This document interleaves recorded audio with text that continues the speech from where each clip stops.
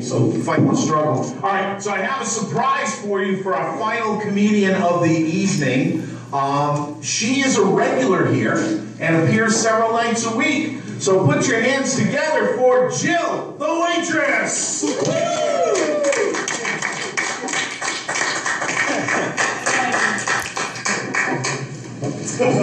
I've never done stand-up before. Yeah. Okay, so I just wanted to share a story. This is a real story. I didn't make it up. It's going to sound a little exaggerating, but everything happens the way I'm going to say it. So I used to live in this like really trashy ghetto building in New Bedford, of course. And the owner, he lost it to foreclosure, like, you know, bills happen and mortgages and blah, blah, blah, and your bills. So he lost it. So nobody's owning the building. We're all living there. I got junkies living upstairs, junkies living downstairs, junkies living everywhere. And all the doors are broken, like it's just not safe. And I'm a single female, and I have no roommates, so it's a scary area. So one day, I go out, I get drunk like usual, I come home, I pass out, it's like 4 in the morning, and I'm laying on my couch, and I wake up, and I'm like, and I see like 7 state police riot gear, just like in my living room. I'm just like, hi. And there's like 6 firefighters too. And I feel like I should have been panicking, but I was still half drunk. But I was like, so why are you in my living room? And they're like, this is the weird thing, like the guy, he says to me, he was hesitant, like there was a fire. So I'm like, I have to pause for a minute and look in different directions, see if my brain will kick in. And maybe I didn't understand what he said. Like, was there or was there not a fire?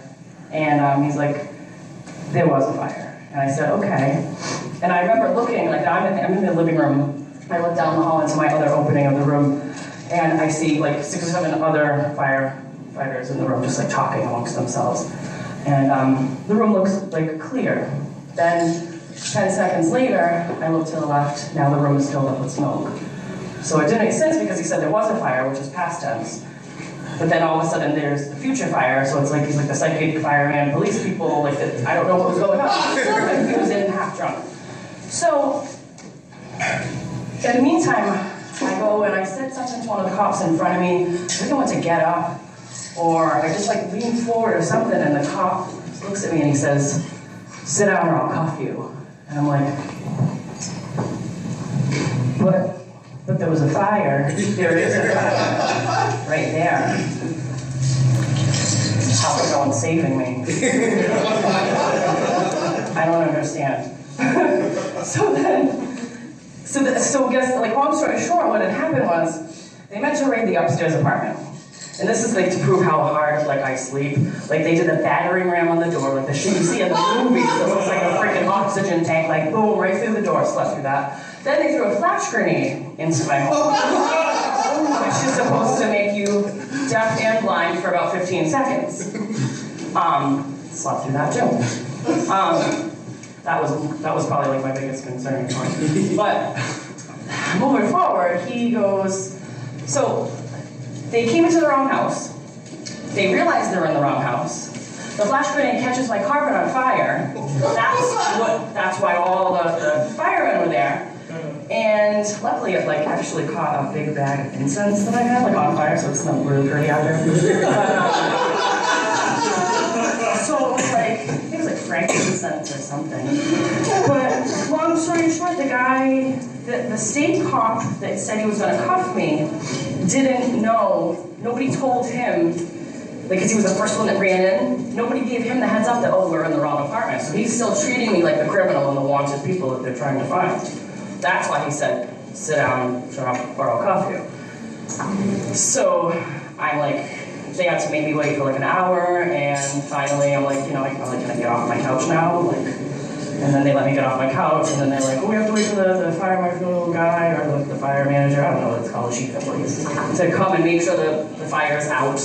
I'm like, can I go to bed yet? So finally, they go to leave, and I was like, okay, so I can't close this door. There's a big hole in my door. They said, we'll contact you with some paperwork so that we can fix it and stuff. I'm like, okay, all right, well, this has been fun. Thanks. That was it.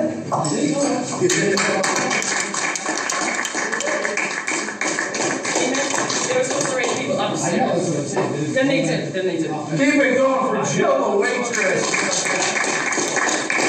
How many of you expected, because normally we do a critique, but we didn't do critiques tonight, but how many of you expected when Jill said she woke up and there were policemen and firemen there that she was going to say, I really hope they're strippers, or this is a Village People's reunion? And when I